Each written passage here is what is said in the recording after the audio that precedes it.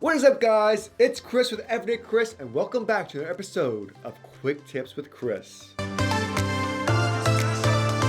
Today's quick tip, I'm going to teach you how to calibrate your windows. Now, a couple of safety features that Tesla has with their windows is if you pull up the window to close it and it's a bumpy road, it may think there's an object there and it'll automatically go down. Another instance is if there's a finger or an object detected, it'll automatically go down as well. Now, this recently happened to me on my Model X. I was just in the garage on a level surface, not moving at all. But for some reason, whenever I rolled up the window, it would automatically go down. I also heard it kind of rubbing against the trim a little bit. So I assumed that was the reason why it wasn't doing too well and it wasn't letting me close the window. And it never rains in SoCal, and it's raining now. And it's just really important that I'm able to close that window. Now, with older cars and Tesla, you can calibrate the windows using the driver's side window switches. And to do that, it's very simple to do. You just have to lower the window as far as you can, hold it for a few seconds, raise it as high as you can, hold it for a few seconds, lower it again, and then raise it again, and it should be good to go. This is super useful if you replace your 12-volt battery and your windows need to be calibrated or something like that. However, for some reason, it still wasn't working. So I thought, dang it. Now I have to put in another service ticket. I mean, I was just at the service center for my Model X because they had to fix a trunk hatch and all that stuff. I didn't have to go again. Luckily, mobile service does come to you. However, it's just time out of your day. Tesla does have a service section where you can calibrate things like the mirrors and the seats, the cameras, all that stuff, but there wasn't an option to calibrate the windows. And then I remembered Tesla's super secret service menu option. And to do that, you have to go into software, hold your logo. For me, it's the Model X. Then it's gonna ripple. Then all you have to do is enter the word service, S-E-R-V-I-C-E, and it enters the service menu.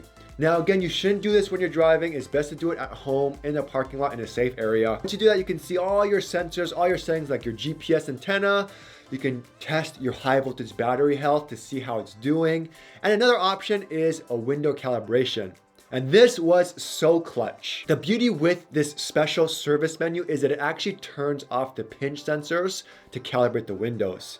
And that was the reason why my window wasn't working. It detected an object, so the pinch sensor would automatically lower the window. So the process was super easy. I just had to unlock it first. All I had to do was put my key card on the key thing.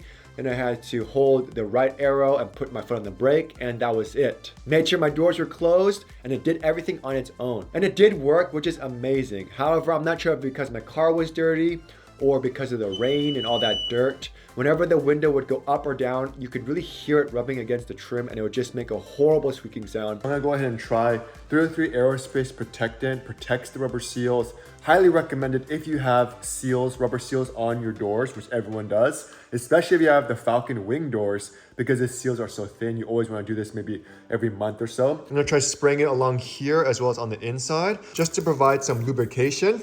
It provides a nice glossy finish. It's kind of like Armor All, if you remember that a long time ago, but it's not as greasy and oily, so it's supposed to be a lot better than Armor All. The one annoying thing about the Falcon Wing doors is you can't just open the door and fix the interior. You have to open the Falcon Wing door, get into the car, and then fix it. So I'm just gonna do this. So it is greasy, so I do recommend you wipe and clean your glass after, otherwise it's gonna leave a really weird streak mark.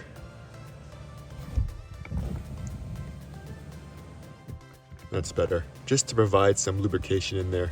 It's messy, but it does the job. Once I did that, lubed it up, it worked. So there you have it. It's very easy to calibrate the windows. Try it with the switch method first. However, if the switch method doesn't work, go to the service menu and it should work. There were cases where people had to get their actuator replaced. So if the service menu calibrates the windows and it still does it, then you know it's actually a different issue completely. So then you can go ahead and put in that mobile service ticket. Anyways, guys, thanks for watching, and I'll see you guys next time.